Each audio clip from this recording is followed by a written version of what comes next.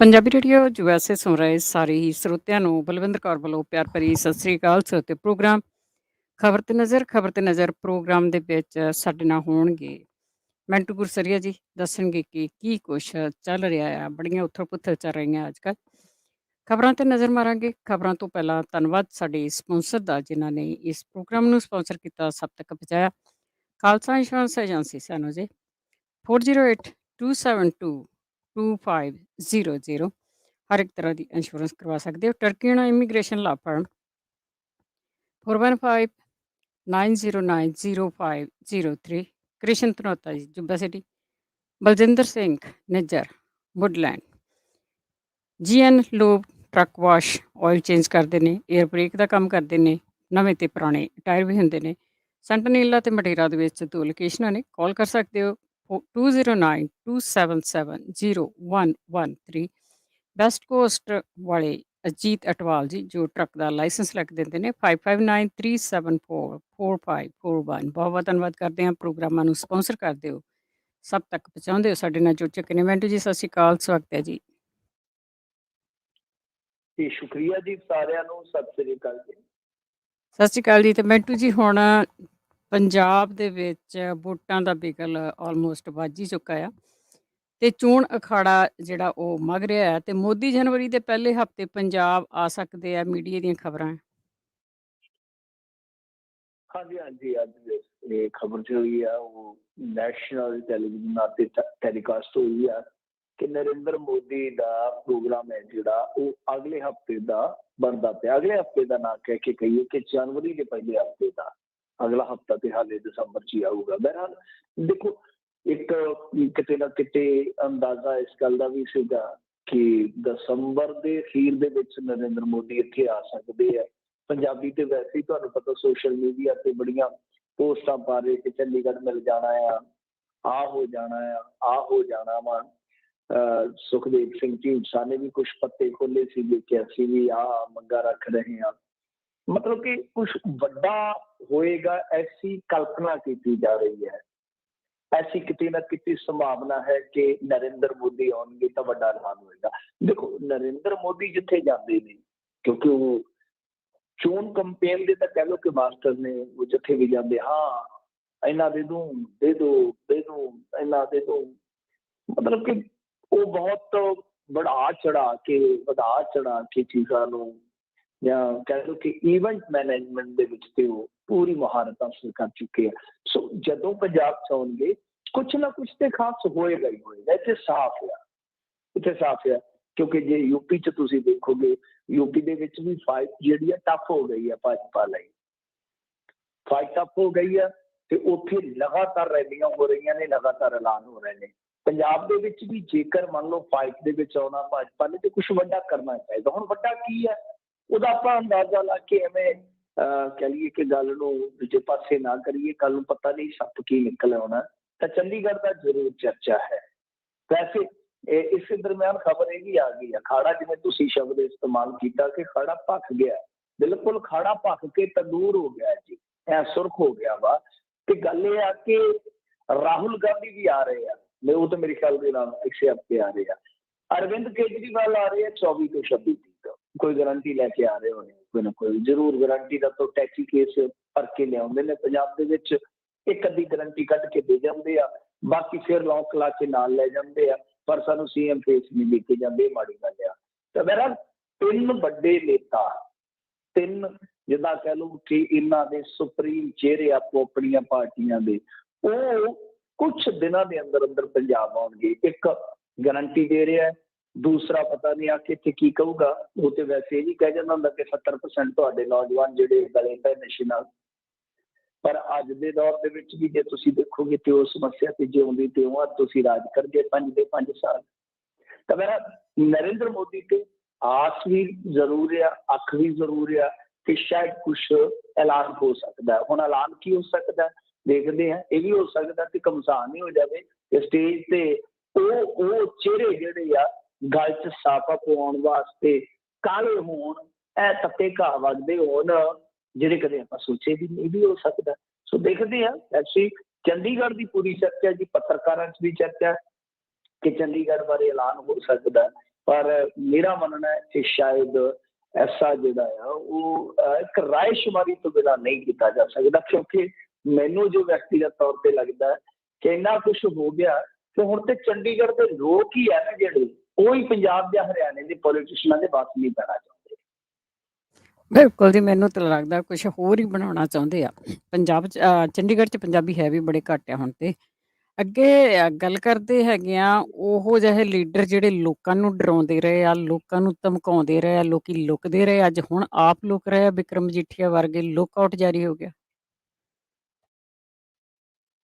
ਹਾਂਜੀ, ਇਹ ਬਿਲਕੁਲ ਲੁੱਕਆਊਟ ਨੋਟਿਸ ਉਹਦੇ ਜਾਰੀ ਹੁੰਦਾ ਹੈ ਨਾ ਜਦੋਂ ਸੰਭਾਵਨਾ ਹੋਵੇ ਕਿ ਕੋਈ ਬਾਹਰ ਨਾ ਭੱਜ ਜਾਵੇ। ਵੈਸੇ ਖਦਸ਼ਾ ਇਹ ਜਤਾਇਆ ਜਾ ਰਿਹਾ ਵਾ ਕਿ ਬਿਕਰਮ ਸਿੰਘ ਮਜੀਠੀਆ ਬਾਹਰ ਭੱਜ ਗਿਆ ਹੋ ਸਕਦਾ ਵਾ।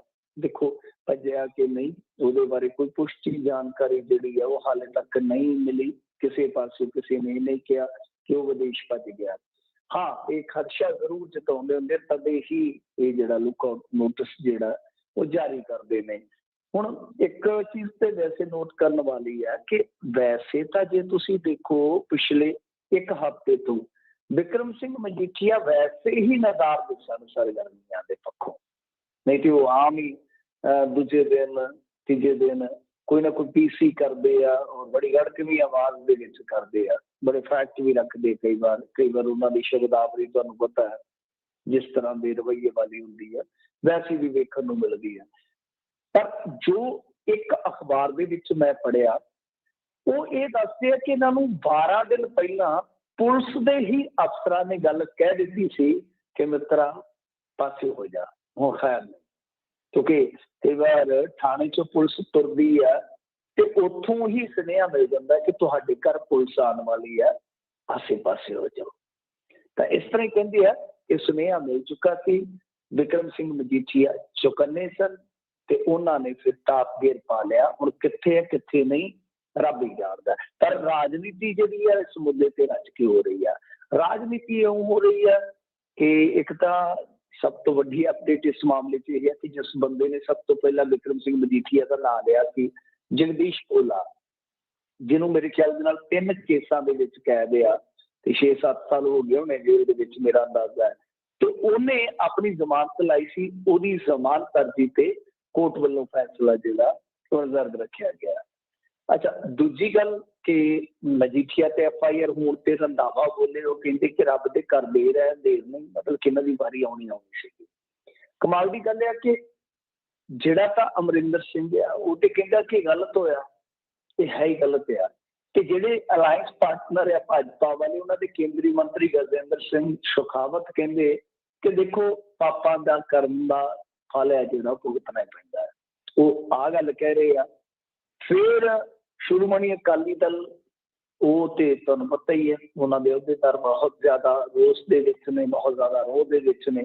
ਉਹ ਕਹਿੰਦੇ ਆ ਕਿ FIR ਦਰਜ ਕਰਨ ਵਾਸਤੇ ਦਾਗੀ ਅਫਸਰਾਂ ਦਾ ਇਸਤੇਮਾਲ ਕੀਤਾ ਗਿਆ ਵਾ। ਨਾਲ ਹੀ ਉਹਨਾਂ ਨੇ ਮੇਰੇ ਖਿਆਲ ਦੇ ਨਾਲ 2-4 ਦਿਨਾਂ ਤੱਕ ਇੱਕ ਪ੍ਰੋਗਰਾਮ ਦਿੱਤਾ ਹੈ ਕਿ ਜਿਹੜੇ SSP ਹੈਡਕੁਆਟਰ ਹੁੰਦੇ ਆ ਕਿ ਉਹਨਾਂ ਤੇ ਰੋਸ ਪ੍ਰਦਰਸ਼ਨ ਕੀਤੇ ਜਾਣਗੇ। ਬਹਰਹਾਲ ਜਿਹੜੀ ਗੱਲ ਵੇਖਣ ਵਾਲੀ ਹੈ, ਜੇ ਤੁਸੀਂ ਬਿਕਰਮ ਸਿੰਘ ਮਜੀਠੀਏ ਦੇ ਕੇਸ ਦਾ ਤਾਂ ਪਿਛੋਕੜ ਅਨੁਸਾਰ ਤੁਹਾਨੂੰ ਪਤਾ ਹੀ ਹੈ ਕਿ ਇੱਕ ਇੰਚ ਜਿਹੜਾ ਆ ਉਹ ਨਾਪਿਆ ਜਾ ਚੁੱਕਿਆ। ਵੱਡੇ ਵਿਸ਼ਲੇਸ਼ਕ ਲੱਗੇ ਹੋਏ ਆ, ਸਮੁੱਚਾ ਮੀਡੀਆ ਪੰਜਾਬੀ ਜਿਹੜਾ ਉਹ ਇਸੇ ਖਬਰ ਤੇ ਕੇਂਦਰਿਤ ਆ।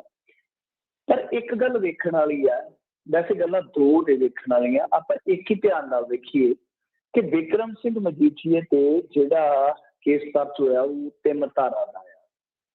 ਇੱਕ ਹੈਗੀ ਆ 25, 27 ਤੇ 29। 25 ਮੀਨ ਕਿ ਤੁਸੀਂ ਆਪਣੀ ਪ੍ਰਾਪਰਟੀ ਕਿਸੇ ਨੂੰ ਡਰੱਗ ਤਸਕਰ ਨੂੰ ਇਸਤੇਮਾਲ ਕਰਨ ਵਾਸਤੇ ਦੇਵੋ ਤੇ ਉਹ ਲੱਗ ਜਾਂਦੀ ਆ। 27 ਉਹਨੂੰ ਛੱਡ ਦਿਓ, ਉਹਦੀ ਵਿਆਖਿਆ ਜਿਹੜੀ ਹੈ ਉਹ ਇਸੇ ਤਰ੍ਹਾਂ ਦੀ ਹੈ ਕਿ ਨਸ਼ਾ ਤਸਕਰੀ ਦੇ ਵਿੱਚ ਸ਼ਾਮਲ। 29 ਦਾ ਮਤਲਬ ਕੀ ਹੈ? 29 ਦਾ ਮਤਲਬ ਹੈ ਕਿ ਜਾਂ ਕਿਸੇ ਨੂੰ ਉਤਸ਼ਾਹਿਤ ਕਰਨਾ ਇਸ ਧੰਦੇ ਵਾਸਤੇ ਜਾਂ ਕਿਸੇ ਨੂੰ ਸ਼ਹਿ ਦੇਣਾ। ਮਤਲਬ ਜਾਂ ਤਾਂ ਤੁਸੀਂ ਕਿਸੇ ਨੂੰ ਪ੍ਰੇਰ ਕੇ ਇਸ ਧੰਦੇ 'ਚ ਲੈ ਕੇ ਆਓ ਤਾਂ ਤੁਹਾਡੇ ਤੇ ਲੱਗਦੀ ਹੈ, ਜਾਂ ਜੇ ਤੁਸੀਂ ਸ਼ੈਲਟਰਿੰਗ ਦਿੰਦੇ ਹੋ, ਕਿਸੇ ਨੂੰ ਸ਼ਹਿ ਦਿੰਦੇ ਹੋ तो मेरा तो बड़ा बेसिक सवाल हुंदा है एक मामले दे विच कि देखो शह देण वाला जे विक्रम सिंह मजीठिया गुनहगार आ तो जिन्होंने विक्रम सिंह मजीठिया नूं फिर शह दित्ती जे मान लो विक्रम सिंह मजीठिया सिद्धू की निगाह दे विच जां रंधावे की निगाह दे विच चनी की निगाह दे विच गुनहगार आ तो उन्होंने शैल्टरिंग देण वाला अमरिंदर सिंह बेगुनाह किवें होया फिर तो ਉਹਦੇ ਤੇ भी पर्चा दर्ज कर देना चाहिए क्योंकि आप ही कह रहे हैं मैं ऑन रिकॉर्ड ਜਿਹੜੇ ਬਿਆਨ ਨੇ ਉਹਨਾਂ ਤੋਂ ਕਦੇ ਪਰੇ ਜਾਣ ਦਾ मैं सोच भी नहीं सकता इन्हों ने अपने बयान अज भी सीएम साहब ने कहा कि चाचे भतीजे वाला रिश्ता निभा रहे सन तो फिर तो एक एफ आई क्योंकि तुम एफ आई आर कर रहे हो तो कोई परवाह नहीं सिर्फ यही है कि लोगों च पैर धरावा बनया रहे हुण जो एफ आई आर दर्ज कर लग ही पे हो तो लगते हथ चाचे भी सेक दे दो थोड़ा जहा लग जू पता तो फिर यही नहीं फिर तो तुहानू एक काम होर भी बड़ा सौखा मिल जाना बाबा बादल तो वैसे ही कहना मैंने चुक के लै जाओ मैनू कोई नहीं फर्क पैंदा मेरे ते कई केस पे आ तो फिर तुसी ये भी तो वेखो ना कि उस सरकार ने भी तो विक्रम सिंह मजीठिया नूं बचाया सीगा तो फिर उन्हां ते भी मामला दर्ज कर दो सो कहण दा मतलब यह है कि एवें जिहड़ियां गल्लां ने वो इधर उधर दियां करन दी थां ते जो बनदी कार्रवाई आ वो होई है ठीक है पर उहदे ते हुण जिहड़ी राजनीति हो रही है एक वक्री किस्म की है वक्री बयानबाजी है जिवें चन्नी साहब कहते कि अज तो ये लड़ाई वड्डी हो गई आ तुसीं साडा साथ दे दा मतलब कि पौने 5 साल तुसीं लड़ाई नशे ते विढ़ी नहीं और तुसीं ते गुटके दीयां सौहां खाधियां सन गुटका साहब हत्थां च फड़ के ड्रग दे खात्मे दे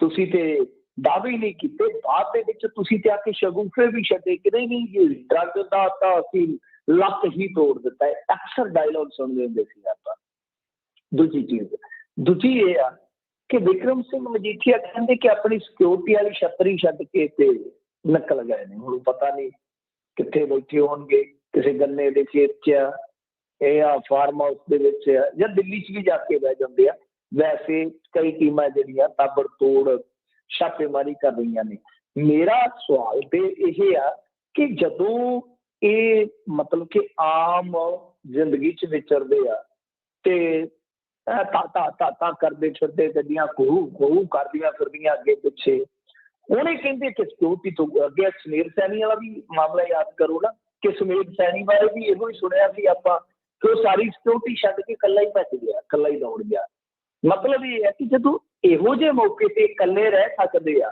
ते फिर इन्नी सिक्योरिटी इन्हां नूं काहतों देनी आ ये भी तो सोचा जा सकता है ना कि उदा भी तो कल्ले तुसीं औखे वेले रह लेंदे हो सौखे वेले कोई 2-4 गनमैन लैके सार लो उत्थे क्यों 2-2 4-400 बंदा जिहड़ा नाल लाया होया सो वड्डियां गल्लां यही ने बाकी राजनीति इस मुद्दे ते तुहानूं पता चलदी रहनी है अकाली दल बादल अपने हिसाब नाल रिस्पॉन्ड करेगा उन्हें इस एक्शन नूं दूसरे पासे कांग्रेसी है जिहड़े मैं तुहानूं पहले दिन तो ही कहता आ रहा सीगा कि उन्होंने ऐसा एक्शन करके लोगों दी अखां ठारन का यतन करना उहनूं जस्टिफाइड अपने तरीके नाल करनगे आम आदमी पार्टी वाले ते इहनूं कार्रवाई मनण नूं ही तैयार नहीं कहंदे कि सारी डील होई है ना जी देखो डील ही आ इन्ने देर दी तां ਅੱਗੇ ਗੱਲ ਕਰਦੇ ਹਾਂ ਪੰਜਾਬ ਦੇ ਵਿੱਚ ਅੱਗ ਲਾਉਣ ਦੀਆਂ ਤਿਆਰੀਆਂ ਆ ਧਰਮ ਦੇ ਨਾਂ ਦੇ ਉੱਤੇ ਕਿਤੇ ਮੰਦਰਾਂ 'ਚ ਬੇਅਦਬੀ ਕਦੀ ਗੁਰਦੁਆਰਿਆਂ ਦੇ ਵਿੱਚ ਬੇਅਦਬੀ ਹੋ ਰਹੀ ਆ ਅਜਨਾਲਾ ਦੇ ਲక్ష్ਮੀ ਨਾਰਾਇਣ ਮੰਦਿਰ ਦੇ ਵਿੱਚ ਚੋਰੀ ਤੇ ਬੇਅਦਬੀ ਦੀਆਂ ਘਟਨਾਵਾਂ ਵਾਪਰ ਰਹੀਆਂ हाँ जी देखो गल ये आ कि वो जिवें एक ना किसी शायर ने शेर बोलिया सीगा तो मैंने याद रह गया मैं कितने सुनिया सी कि मंदिर चुप खड़ा है बेखबर मस्जिद खड़ी है सुनने वाली गल है मंदिर चुप खड़ा है मस्जिद बेखबर खड़ी है फिर क्यों दिलों में नफरत की जिद पड़ी है मतलब कि मंदिर ते मस्जिद ते उत्थे ही खलोते ने ना उत्ते कई बार ऐ पिछे नाल पिछा ला के भी खलोते हुंदे ने कई बार इको वेड़े च खलोते हुंदे ने कई बार एक तो उड़ के पंछी दूजे ते जाके दाने चुग लैंदा तो फिर लोग इन्हां पिछे क्यों लड़ रहे हैं क्यों इन्नी नफरत पसारी जा रही है समझ तो परे जो तुसी शब्द इस्तेमाल किया बिल्कुल सानू डर लगता पिया कि किते बल्दी दे बूथे ना तक दिन जो हालात बने पे ने वैसे कपूरथला मामले दे विच भी जो ग्रंथी है उहदे ते कई किस्म के सवाल उठ रहे ने पुलिस ने नवा दावा किया, वो कुछ 10-12 घंटे तक क्लीयर हो जाएगा, क्योंकि वो काफ़ी गुंझलदार कहानी बन गई है। ये जे तुसीं देखोगे तो अजनाला दे लक्ष्मी नारायण मंदिर का जिहड़ा मामला है, ਇਹਦੇ 'ਚ नाले तो कुछ चोरी चकारी की गई है, नाले जो देवी देवतियां दे देवी देवतियां दे जो होंदे आ मूर्तियां या कुछ होर चीज़ां, उन्हां नूं भी खंडित किया गया, जिहड़ा कि मंदभागा है। देखो गल ये आ कि हुण आपां देखदे आ कि सिख सेंटीमेंट्स जिद्दां हट किए गए पिछले 6-7 सालां 'च, साजिश कह लो, सियासत कह लो, पता नहीं, पक्का कुछ भी नहीं है साडे कोल, सिवाय खून दे हंझू डोली जाओ कि हो की रहा। अच्छा, ਇਹਦੇ बरोबर ही ਆਪਾਂ ਇਹ ਵੀ ਦੇਖਿਆ ਕਿ ਕੁਰਾਨ ਸ਼ਰੀਫ ਦੀ ਵੀ ਬੇਹੁਰਮਤੀ ਹੋਈ ਸੀ ਪੰਜਾਬ ਦੇ ਵਿੱਚ। ਕਮਾਲ ਦੀ ਗੱਲ ਆ। ਔਰ ਇਸ ਤੋਂ ਇਲਾਵਾ ਜੇ ਤੁਸੀਂ ਹੁਣ ਦੇਖੋਗੇ ਇਲੈਕਸ਼ਨ ਦੇ ਬਿਲਕੁਲ ਐਨ ਕੰਢੇ ਤੇ ਜਦੋਂ ਅਸੀਂ ਆ ਗਏ ਹਾਂ, ਤੇ ਗੱਲਾਂ ਇੱਥੋਂ ਤੱਕ ਨਹੀਂ, ਆਪਾਂ ਇਹਨੂੰ ਪਿੱਛੇ ਜੋੜ ਕੇ ਦੇਖੀਏ। ਕੁਝ ਦਿਨ ਪਹਿਲਾਂ ਲੁਧਿਆਣੇ ਗਾਂ ਦੇ ਅਵਸ਼ੇਸ਼ ਮਿਲੇ ਸਨ, सिर वगैरह जहाँ हड्ड मिले है, जो भी है अवशेष बचे कुछ से, तो वो कौन लोग सीगे अज तक पता नहीं लग सकिया। 15 दिन पहला की गल है, 15-20 दिन पहला की, अज तक ये नहीं पता लग्या कि गौकशी किसने की है। हुण जे आपां देखिए तो लुधियाणे दे विच ही कल भी ये खबर सीगी ना कि जिहड़े उत्थों दे कमिश्नर ने पुलिस दे, उन्हां दे दफ्तर दे मूहरे बेअदबी करके, जो हिंदू भाईचारे के पावन ग्रंथ है उन्होंने बेहुरमती करके उत्थे पत्रे खिलारे गए। ये चीज़ां देखो तो सही ना कि एक पासे सिखां नूं भड़काया जा रहा, दूसरे पासे बरोबर हिंदुआं नूं भी भड़काया जा रहा है। जे दोने ही कम्युनिटियां आमो सामने होणगियां तां कि जिहड़ी मैं गल वार-वार कहना कि अंदरले खाते गोलबंदी का जिहड़ा यतन है, गोलबंदी का जिहड़ा यतन है, फिर तदे ही तो कम करेगा ना। तो फिर साफ जा रहा, असी हुण मैं एक बुलारे को देख रहा सीगा पार्टी का, भाजपा का ही, कि नहीं इंटरनेशनल एजेंसियां का काम है, मतलब कि मन रहे हैं एजेंसियां का कार है कि देखो जी बलूचिस्तान दे विच भी हुई है बेहुरमती, पता नहीं सिंध का कह रहे सन, फिर इस तो इलावा पाकिस्तान दे विच भी कहंदे कि प्रसाद जिहड़ा उह सिगरटां दे पैकेट दे विच दिता गया है, फिर उन्होंने हवाला दिता सुनील जाखड़ के बयान का भी, इस पद्धर की मतलब कि वो जानकारी दे रहे सन। तो मेरा तो मनना साफ है कि जिस तरीके नाल हो रहा ये ते हुण कोई ओला छप्पा ही नहीं है कि इन्हां घटनावां नूं कोई आम आदमी क्यों अंजाम देवेगा उस दौर दे विच जदों कि इत्थे 2 बंदे मार दिते गए, 2 बंदे इन्हां ही मामलिਆਂ ਨਾਲ जुड़े ਜਿਹੜੇ ਸੀਗੇ मार दिते गए कथित तौर पे। वो मामले जिहदे विच कपूरथले वाली तो मैं तुहानूं दस रहा कि स्टोरी हले गुंझलदार आ, तां इहो जे वातावरण दे विच, इहो जे माहौल दे विच कोई बंदा क्यों ही आ करेगा ऐसा। पर पहली गल है आम बंदा चाहे किसी मजहब का है, किसी मजहब का है, ते मेरे ख्याल नाल जे धर्म नूं मनदा कदे ऐसे कार्य बारे सोच ही नहीं सकदा। हुण सोच कौन रहा है जिहड़ा जां ते इस हारमोनी का वैरी दुश्मन आ, पंजाब का वैरी दुश्मन आ, जां फिर उन्होंने लाहा मिल रहा है इन्हां चीज़ां दे विचों। तो फिर जे लाहा खट्टण की योजना है किसी व्यक्ति विशेष या कोई पार्टी विशेष या कोई भी है, तो फिर साडे लोकां नूं सचेतता तो काम लेना पएगा, साडे लोकां नूं ही किते ना किते संभल के चलना पएगा। चले ने बहुत देर तो चलते भी आए ने, तो मेरे ख्याल दे नाल हुण थोड़ा होर चलण की जरूरत है कि असल दे विच कहानी जिहड़ी आ वो इसे पासे मोड़ी जा रही है कि फिरकू टकरा होवे और फिरकू टकरा इस पद्धर ते हो जावे कि फिर उत्थे दूजियां तीजियां चीज़ां जिहड़ियां परे हो जाण, सिर्फ लीक खिंची जावे कि या ते इधर खलो जो ते या उधर खलो। ਬਿਲਕੁਲ ਮਿੰਟੂ ਜੀ, ਲੋਕ ਬਹੁਤ ਹੀ ਸਿਆਣੇ ਹੋ ਗਏ ਕਾਫੀ ਟਾਈਮ ਤੋਂ। ਤੇ ਅੱਗੇ ਕਾਂਗਰਸ ਦੇ ਵਿਧਾਇਕ ਨੇ ਡੀਜੀਪੀ ਤੇ ਵੱਡੇ ਦੋਸ਼ ਲਾਤੇ ਆ। हाँ जी, देखो डीजीपी नूं इन्हां ने पक्कियां ते कर दिता एक तरह नाल, वैसे रिकॉर्ड बन जाना सीगा, क्योंकि देखो डीजीपी का मसला जिहड़ा डीजीपी नूं लाया ही इसे करके गया सीगा। वो तां ही मैं कह रहा कि राजनीति तो मजीठिया वाले मामले च है ही है, सब नूं पता ही है, क्योंकि पिछला डीजीपी है जिहड़ा वो इन्हां दे है नहीं सीगा, कह लो कि विचारां दे हाण दा इकबालप्रीत सोहोता वो नहीं सी इन्हां नूं पसंद, ਸਿੱਧੂ ਸਾਹਿਬ ਨੂੰ ਵਿਸ਼ੇਸ਼ ਤੌਰ ਤੇ ਹਟਾਇਆ ਗਿਆ, ਕਾਰਜਕਾਰੀ ਇਹ ਲਾਇਆ ਗਿਆ, ਕਾਰਜਕਾਰੀ ਉਹ ਸੀਗਾ। ਪਰ ਪੱਕਾ ਡੀਜੀਪੀ ਲਾਉਣ ਵਾਸਤੇ ਕੀ ਹੈ ਕਿ ਇੱਕ ਨਾ ਪੈਨਲ ਭੇਜਿਆ ਜਾਂਦਾ UPSC ਨੂੰ, ਤਾਂ ਉਹ ਫਿਰ ਕੀ ਹੁੰਦਾ ਕਿ ਸ਼ਾਰਟ ਲਿਸਟ ਕਰਕੇ 3 ਜਾਂ 4 ਨਾਮ ਜਿਹੜੇ ਆ ਨਾ ਭੇਜ ਦਿੰਦੇ ਨੇ ਵਾਪਸ, ਉਹਦੇ ਵਿੱਚੋਂ ਤੁਸੀਂ ਇੱਕ ਲਾਣਾ ਹੁੰਦਾ ਹੈ।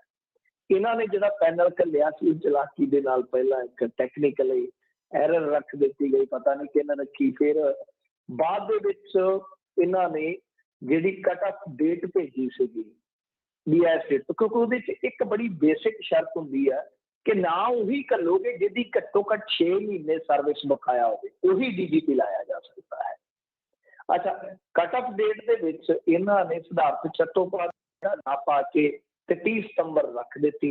ਉਹਨਾਂ ਨੇ ਜਦੋਂ ਚੈੱਕ ਕੀਤਾ ਉਹ ਕਹਿੰਦੇ ਕਿ 30 ਸਤੰਬਰ ਇਹ ਨਹੀਂ ਕੱਟ ਆਫ ਡੇਟ ਬਣਦੀ, ਕਿਉਂਕਿ ਇੱਥੋਂ ਲੈ ਕੇ 4 ਅਕਤੂਬਰ ਤੱਕ ਯਾਨੀ ਪਿੱਛੋਂ ਆ ਕੇ 1 ਹਫ਼ਤੇ ਤੱਕ ਦਿਨਕਰ ਗੁਪਤਾ ਜਿਹੜਾ ਉਹ ਛੁੱਟੀ ਤੇ ਕੈਜੂਅਲ ਲੀਵ ਤੇ ਹੈ, ਉਹ ਇਹ ਨਹੀਂ ਹੈ ਕਿ ਅਹੁਦਾ ਖਾਲੀ ਛੱਡ ਕੇ ਗਿਆ ਵਾ। ਸੋ ਇਸ ਕਰਕੇ ਜਿਹੜੀ ਕੱਟ ਆਫ ਡੇਟ ਹੈ 4 ਜਾਂ 5 ਅਕਤੂਬਰ ਬਣਦੀ ਹੈ। ਹੁਣ 4 ਜਾਂ 5 ਅਕਤੂਬਰ ਦੇ ਵਿੱਚ ਲਾਸ ਇਸ ਚੱਲਦਾ ਸੀ ਇਹਨਾਂ ਨੂੰ ਕਿ ਚੱਟੋਪਾਧਿਆਏ ਸਾਹਿਬ ਇਸ ਦੌੜ ਚੋਂ ਬਾਹਰ ਹੋ ਜਾਂਦੇ। ਚੱਟੋਪਾਧਿਆਏ ਸਾਹਿਬ ਇਸ ਕਰਕੇ ਦੌੜ ਚੋਂ ਬਾਹਰ ਹੋ ਜਾਂਦੇ ਕਿਉਂ? ਕਿਉਂਕਿ 31 ਮਾਰਚ 2022 ਦੇ ਵਿੱਚ ਉਹਨਾਂ ਦੀ ਰਿਟਾਇਰਮੈਂਟ ਹੈ, ਭਾਵ 6 ਮਹੀਨਿਆਂ ਵਾਲਾ ਜਿਹੜਾ ਉਹ ਕ੍ਰਾਈਟੇਰੀਆ ਸੀਗਾ ਉਹ ਪੂਰਾ ਨਹੀਂ ਸੀ ਕਰਦੇ। ਸੋ ਇਸ ਕਰਕੇ ਇਹਨਾਂ ਨੇ ਕੱਲ ਜਦੋਂ 21 ਤਰੀਕ ਨੂੰ UPSC ਨੇ ਇਹ ਚੋਣ ਕਰਨੀ ਸੀ, ਸ਼ਾਰਟ ਲਿਸਟ ਕਰਨੇ ਸੀਗੇ, ਇਹਨਾਂ ਨੇ ਇੱਕ ਚਿੱਠੀ ਹੋਰ ਕਰ ਦਿੱਤੀ ਕਿ ਨਾ ਨਾ ਨਾ ਅਸੀਂ ਕੱਟ ਆਫ ਡੇਟ ਜਿਹੜੀ ਉਹ 30 ਸਤੰਬਰ ਹੀ ਰਖਵਾਉਣੀ ਹੈ। ਚਲੋ ਇਹਦੇ 'ਚ ਕੀ ਹੋਇਆ ਕਿ ਜੇ ਉਹ ਕੱਲ ਨੂੰ ਮੰਨ ਲਓ 4 ਜਾਂ 5 ਜਿਹੜੀ ਸੀਗੀ ਕੱਟ ਆਫ ਡੇਟ ਮੰਨ ਲੈਂਦੇ ਤਾਂ ਇਹ DGP ਜਿਹੜਾ 4 ਦਿਨਾਂ ਦਾ DGP ਰਹਿ ਜਾਣਾ ਸੀ, ਕਿਉਂਕਿ ਇਹ ਕਾਨੂੰਨਨ ਹੱਕਦਾਰ ਨਹੀਂ ਸੀ ਨਿਯੁਕਤੀ ਦਾ। ਇਸ ਕਰਕੇ ਇਹਨਾਂ ਨੇ ਚੱਟੋਪਾਧਿਆਏ ਨੂੰ ਇੱਕ ਲੈਟਰ ਭੇਜ ਕੇ ਦੁਬਾਰਾ ਬਚਾਇਆ। ਤੁਸੀਂ ਆਪ ਹੀ ਅੰਦਾਜ਼ਾ ਲਾ ਲਓ ਕਿ ਰਾਜਨੀਤੀ ਨਹੀਂ ਤਾਂ ਹੋਰ ਕੀ ਹੈ। ਪਰ ਦੂਜੇ ਪਾਸੇ ਇਹਨਾਂ ਦਾ ਆਪਣਾ ਹੀ ਇੱਕ ਵਿਧਾਇਕ ਆ ਪਰਮਿੰਦਰ ਪਿੰਕੀ, ਇੱਕ ਤੇ ਮਸ਼ਹੂਰ ਹੋਈ ਸੀ ਨਾ ਬੀਬੀ ਮੋਗੇ ਵਾਲੀ ਪਿੰਕੀ, ਉਹ ਨਹੀਂ, ਇਹ ਫਿਰੋਜ਼ਪੁਰ ਤੋਂ MLA ਆ ਪਿੰਕੀ। ਇਹਨੇ ਜਿਹੜੇ ਦੋਸ਼ ਲਾਏ ਨੇ ਉਹ ਕਾਫੀ ਸੰਗੀਨ ਨੇ। ਵੈਸੇ ਕੱਲ ਹੀ ਇਹਨੇ ਪੱਤਰਕਾਰਾਂ ਦੇ ਸਾਹਮਣੇ ਆ ਕੇ ਸਾਰਾ ਆਪਣਾ ਜਿਹੜਾ ਗੁੱਬ ਗਵਾਹ ਕੱਢਿਆ ਸੀਗਾ। ਚੱਕਰ ਕੀ ਆ ਕਿ ਇਹਨੇ ਦੋਸ਼ ਇਹ ਲਾਇਆ ਵਾ ਕਿ ਚੱਟੋਪਾਧਿਆਏ ਸਾਹਿਬ ਦੀ ਗੱਡੀ ਦੇ ਵਿੱਚ ਉਹ ਬੰਦਾ ਘੁੰਮਦਾ ਵਾ ਜਿਹਦੇ ਤੇ ਰੇਪ ਦਾ ਕੇਸ ਆ। ਵੈਸੇ ਇਹਨਾਂ ਨੂੰ ਇੱਕ ਹੋਰ MLA ਦੇਖ ਲੈਣਾ ਚਾਹੀਦਾ ਕਿਉਂਕਿ ਸਿਮਿਲਰ ਸਟੋਰੀ ਉਹੀ ਹੈ। ਕਹਿੰਦੇ ਕਿ ਇੱਕ ਵਿਅਕਤੀ ਜਿਹਦੇ ਤੇ ਰੇਪ ਦਾ ਦੋਸ਼ ਹੈ, ਜਿਹਨੂੰ ਸੁਪਰੀਮ ਕੋਰਟ ਤੱਕ ਨੇ ਬੇਲ ਨਹੀਂ ਦਿੱਤੀ, ਇਹ ਆਪਣੀ ਗੱਡੀ 'ਚ ਘੁਮਾ ਰਹੇ ਨੇ ਉਹਨੂੰ ਫਿਰੋਜ਼ਪੁਰ, ਜਦ ਕਿ ਉਹਦਾ ਰਸੂਖ ਹੈ ਜਿਹੜਾ ਉਹ ਅਫਸਰਾਂ ਦੇ ਵਿੱਚ ਜਾਂ ਚਲੋ ਪੁਲਿਸ ਦੇ ਵਿੱਚ ਬਹੁਤ ਹੈ। ਹੁਣ ਇਹ ਇੱਕ ਪਾਸੇ ਦੋਸ਼ ਨੇ, ਦੂਜੇ ਪਾਸੇ ਇੱਕ ਕਹਾਣੀ ਹੋਰ ਵੀ ਹੈ ਕਿ ਦਰਅਸਲ ਉਹੀ ਕਾਰੋਬਾਰੀ, ਵੱਡਾ ਕਾਰੋਬਾਰੀ ਹੈ ਜਿਹੜਾ, ਉਹਦੀ ਅੱਖ ਹੈ ਐਤਕੀ ਇਲੈਕਸ਼ਨ ਲੜਨ ਤੇ, ਉੱਥੋਂ ਹੀ ਜਿੱਥੋਂ ਪਿੰਕੀ ਹੈ। ਤਾਂ ਜਦ ਉਹਨੇ ਗਤੀਵਿਧੀਆਂ ਸ਼ੁਰੂ ਕੀਤੀਆਂ ਤਾਂ ਇੱਕ ਬੀਬੀ ਨੇ ਦੋਸ਼ ਲਾ ਦਿੱਤੇ। ਉਹ ਦੋਸ਼ ਹੁਣ ਇਤਫਾਕਨ ਉਸ ਸਮੇਂ ਲੱਗੇ ਆ ਕਿ ਜਦੋਂ ਉਹ ਤਿਆਰੀ ਕਰੀ ਬੈਠਾ ਸੀਗਾ। ਤਾਂ ਬਹਰਹਾਲ ਐਸਾ ਦੋਸ਼ ਹੈ ਕਿ ਸਿਧਾਰਥ ਚੱਟੋਪਾਧਿਆਏ ਉਹਨਾਂ ਨੂੰ ਜਿਹੜੇ ਬੰਦੇ ਦਾਗੀ ਨੇ ਸਪੋਰਟ ਕਰ ਰਹੇ, ਇਹ ਪਰਮਿੰਦਰ ਪਿੰਕੀ ਦਾ ਕਹਿਣਾ ਹੈ। ਪਰ ਪਰਮਿੰਦਰ ਪਿੰਕੀ ਨੂੰ ਮੈਂ ਜਿਵੇਂ ਤੁਹਾਨੂੰ ਕਿਹਾ ਕਿ ਇਹ ਬੰਦਾ ਤੇ ਦਿਖ ਰਿਹਾ ਜਿਹੜਾ ਉਹਦੇ ਥੱਲੇ ਜ਼ਮੀਨ ਖਿਸਕਾ ਰਿਹਾ, ਉੱਥੇ ਨੂੰ ਨਜ਼ਰ ਪੈ ਰਿਹਾ ਵਾ। ਪਰ ਐਨਕ ਦਾ ਇੱਕ ਸ਼ੀਸ਼ਾ ਧੁੰਦਲਾ ਹੈ ਕਿ ਜਿੱਥੇ ਇੱਕ ਵਿਧਾਇਕ ਤੇ ਸਿਟਿੰਗ MLA ਤੇ ਜਿਹੜਾ ਆਪੋਜੀਸ਼ਨ ਦਾ ਉਹਦੇ ਤੇ ਵੀ ਸਿਮਿਲਰ ਦੋਸ਼ ਨੇ, ਉਹ ਵੀ ਕਾਨੂੰਨ ਦੇ ਕਾਗਜ਼ਾਂ ਦੇ ਵਿੱਚ ਲੱਭਦਾ ਕਿੱਥੇ ਹੈ, ਜਿਵੇਂ ਮਜੀਠੀਆ ਲੱਭਦਾ ਕਿੱਥੇ ਆ, ਉਹ ਵੀ ਲੱਭਦਾ ਨਹੀਂ ਹੈ। ਪਰ ਉਹਦੇ ਬਾਰੇ ਕੋਈ ਗੱਲ ਸੀ ਨਹੀਂ ਬੋਲ ਰਿਹਾ। ਕਮਾਲ ਦੀ ਗੱਲ ਹੈ। ਨਹੀਂ ਬੋਲੂਗਾ ਜੀ। ਤੇ ਅੱਗੇ ਢੀਂਡਸਾ ਦੇ ਸਾਥੀ ਛੱਡ ਕੇ ਜਾਣ ਲਈ ਹੋਏ ਕਾਲੇ। ਹਾਂਜੀ, ਬਸ ਇਹਨਾਂ ਦਾ ਸਾਥ ਇੰਨੀ ਦੇਰ ਦਾ ਹੀ ਸੀਗਾ ਜਦੋਂ ਇਹ ਨਾ ਸਾਰੇ ਨਾਰਾਜ਼ ਹੋ ਕੇ ਚਲੇ ਗਏ ਤੇ ਵੱਡੇ ਵੱਡੇ ਦਾਅਵੇ ਕੀਤੇ। ਲੋਕਾਂ ਨੇ ਵੀ ਇਹਨਾਂ ਬਜ਼ੁਰਗਾਂ ਨੂੰ ਖਾਸ ਤੌਰ ਤੇ ਬੜਾ ਪਿਆਰ ਦਿੱਤਾ ਤੇ ਮੈਂ ਉਸ ਟਾਈਮ ਵੀ ਕਹਿੰਦਾ ਸੀ, ਮੈਂ ਕਿਹਾ ਕਿਤੇ ਨਹੀਂ ਜਾਣ ਵਾਲੇ, ਇਹ ਸਾਰੇ ਮਜੀਠੀਆ ਪੀੜਤ ਆ ਤੇ ਤੁਸੀਂ ਵੇਖਿਓ ਕੋਈ ਗੱਲ ਨਹੀਂ ਹੈ। ਇਹਨਾਂ ਦਾ ਗੁੱਸਾ ਗਾਸਾ ਨਿਕਲ ਗਿਆ ਨਾ, ਜਿਵੇਂ ਕੁੱਕਰ ਦੇ ਵਿੱਚੋਂ ਭਾਫ ਵੀ ਨਿਕਲ ਜਾਂਦੀ ਆ, ਕੋਈ ਨਹੀਂ, ਇਹਨਾਂ ਨੇ ਨੋਰਮਲ ਹੋ ਜਾਣਾ। ਤੇ ਉਹੀ ਗੱਲ ਆ, ਅਜਨਾਲਾ ਫੈਮਿਲੀ ਪਹਿਲਾਂ ਹੀ ਆ ਗਈ ਅਕਾਲੀ ਦਲ ਦੇ ਵਿੱਚ। ਫਿਰ ਸੇਖਵਾਂ ਸਾਹਿਬ ਤੇ ਚਲੋ ਉਹਨਾਂ ਦਾ ਇੰਤਕਾਲ ਹੋ ਗਿਆ, ਉਹਨਾਂ ਦੀ ਆਪਾਂ ਗੱਲ ਕੀ ਕਰਨੀ ਹੈ। ਤੇ ਰਣਜੀਤ ਸਿੰਘ ਬ੍ਰਹਮਪੁਰਾ, ਹੁਣ ਜਦੋਂ ਆਪਾਂ ਗੱਲ ਕਰਦੇ ਪਏ ਹਾਂ, ਨਿਊਜ਼ ਫਲੈਸ਼ ਹੋ ਚੁੱਕੀ ਹੈ ਟੈਲੀਵਿਜ਼ਨ ਚੈਨਲਾਂ ਤੇ, ਜਿਹੜੀ ਗੱਲ ਆਪਾਂ ਕਰਨੀ ਸੀਗੀ ਉਹ ਕਨਫਰਮ ਹੋ ਗਈ ਆ ਕਿ ਰਣਜੀਤ ਸਿੰਘ ਬ੍ਰਹਮਪੁਰਾ ਕੱਲ ਪਾਰਟੀ ਜੁਆਇਨ ਕਰ ਰਹੇ ਆ ਅਕਾਲੀ ਦਲ। ਜੁਆਇਨ ਕੀ ਰੀਜੁਆਇਨ ਕਰ ਰਹੇ, ਦੁਬਾਰਾ ਫਿਰ ਕਰ ਰਹੇ ਆ। ਇਹ ਆ ਗਏ ਸਨ। ਦਰਅਸਲ ਜਿਹੜੀ ਕੱਲ ਮੈਂ ਤੁਹਾਨੂੰ ਗੱਲ ਕਹੀ ਸੀ ਉਹੀ ਗੱਲ ਨਿਕਲੀ ਆ, ਉਹੀ ਪਾਚਕ ਪਿਆ, ਕਿਉਂਕਿ ਕੱਲ ਤੇ ਦੱਬੀ ਦੱਬੀ ਗੱਲ ਸੀ। ਅੱਜ ਇਹਨਾਂ ਦੇ ਜਿਹੜੇ ਜਨਰਲ ਸੈਕਟਰੀ ਸੀ ਅਕਾਲੀ ਦਲ ਸੰਯੁਕਤ ਦੇ, ਮਿਸਟਰ ਪੀਰ ਮੁਹੰਮਦ, ਕਰਨੈਲ ਸਿੰਘ ਜੀ ਪੀਰ ਮੁਹੰਮਦ, ਉਹਨਾਂ ਨੇ ਇੱਕ ਚੈਨਲ ਤੇ ਆ ਕੇ ਫਿਰ ਇਸ ਗੱਲ ਨੂੰ ਖੋਲ ਦਿੱਤਾ, ਕਿਉਂਕਿ ਅੱਗੇ ਤੇ ਵਿਚਲੀ ਗੱਲ ਸੀ, ਉਡਵੀ ਦੀ ਗੱਲ ਸੀ। ਉਹਨਾਂ ਨੇ ਸਾਫ਼ ਕਰ ਦਿੱਤਾ ਸੀਗਾ ਕਿ ਅਸੀਂ ਭਾਈ ਇਸ ਹੱਕ ਦੇ ਵਿੱਚ ਨਹੀਂ ਆ ਕਿ ਕੈਪਟਨ ਦੇ ਨਾਲ ਜਾਂ ਫਿਰ ਭਾਜਪਾ ਦੇ ਨਾਲ ਜਾ ਕੇ ਅਸੀਂ ਕੋਈ ਯਾਰਾਨਾ ਕੱਢੀਏ। ਉਹਦੇ ਨਾਲ ਚੰਗਾ ਉਹਨਾਂ ਨੇ ਵੈਸੇ ਇੱਕ escape route ਜਿਹੜਾ ਆ ਉਹ ਤਿਆਰ ਕੀਤਾ। ਉਹਨਾਂ ਨੇ ਕਿਹਾ ਕਿ ਕੱਲ ਜਥੇਦਾਰ ਜੀ ਨੇ ਇੱਕ ਅਪੀਲ ਕੀਤੀ ਆ ਮੌਜੂਦਾ ਹਾਲਾਤ ਦੇ ਮੱਦੇਨਜ਼ਰ ਕਿ ਸਾਡੀ ਪੰਥਕ ਏਕਤਾ ਜਿਹੜੀ ਹੈ ਨਾ ਹੋਣੀ ਚਾਹੀਦੀ ਹੈ।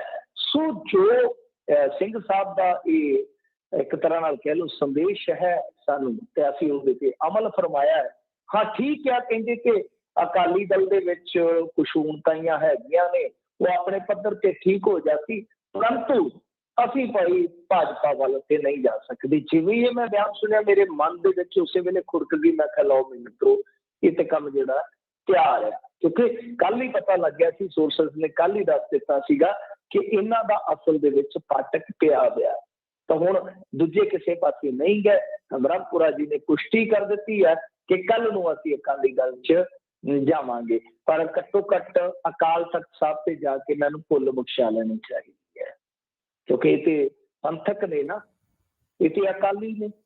ਦੂਜਾ ਕੋਈ ਹੋਵੇ ਤੇ ਆਪਾਂ ਕਹਿੰਦੇ ਹੀ ਨਹੀਂ ਸਰ, ਕਿਉਂਕਿ ਧਾਰਮਿਕ ਮਾਮਲਾ ਹੈ, ਨਿੱਜੀ ਮਾਮਲਾ। ਕਿਸੇ ਨੇ ਸਹੁੰ ਚੁੱਕਣੀ ਹੋਵੇ ਚੁੱਕ ਲਵੇ, ਕਿਸੇ ਨੇ ਸਹੁੰ ਤੋੜਨੀ ਹੋਵੇ ਤੋੜ ਲਵੇ। ਅਮਰਿੰਦਰ ਸਿੰਘ ਦਾ ਕਿਸੇ ਨੇ ਕੀ ਕਰ ਲਿਆ, ਪਰ ਇਹ ਉਹ ਲੋਕ ਸੀ ਜਿਨ੍ਹਾਂ ਨੇ ਅਕਾਲ ਤਖਤ ਸਾਹਿਬ ਤੇ ਜਾ ਕੇ ਕਸਮਾਂ ਚੁੱਕੀਆਂ ਸੀ। ਉਹ ਕਾਹਦੀਆਂ ਸੀ ਇਹਨਾਂ ਨੂੰ ਚੇਤਾ ਸਵੇਰੇ ਸੋਸ਼ਲ ਮੀਡੀਆ ਤੇ ਲੋਕਾਂ ਨੇ ਕਰਾ ਦੇਣਾ, ਪਰ ਬੋਨੀ ਅਜਨਾਲਾ ਜੀ ਤੇ ਮੁੱਕਰ ਗਏ ਸਨ। ਉਸ ਤੋਂ ਬਾਅਦ ਬੋਨੀ ਅਜਨਾਲਾ ਨੇ ਜਦੋਂ ਵਾਪਸੀ ਕੀਤੀ ਮੁੱਕਰ ਗਏ ਸਨ।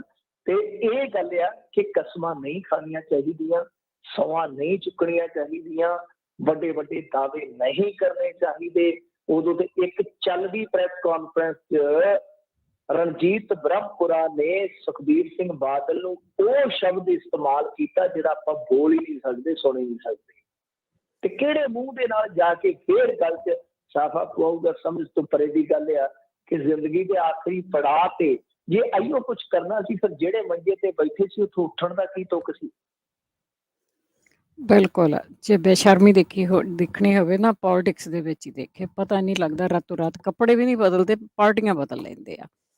ਤੇ ਅਖੀਰ ਦੇ ਵਿੱਚ ਗੱਲ ਕਰਦੇ ਹਾਂ, ਭਾਰਤ ਦੀ ਕਰੰਸੀ ਦੀ ਏਸ਼ੀਆ ਦੀ ਸਭ ਤੋਂ ਵਰਸਟ ਕਰੰਸੀ ਬਣੀ ਆ।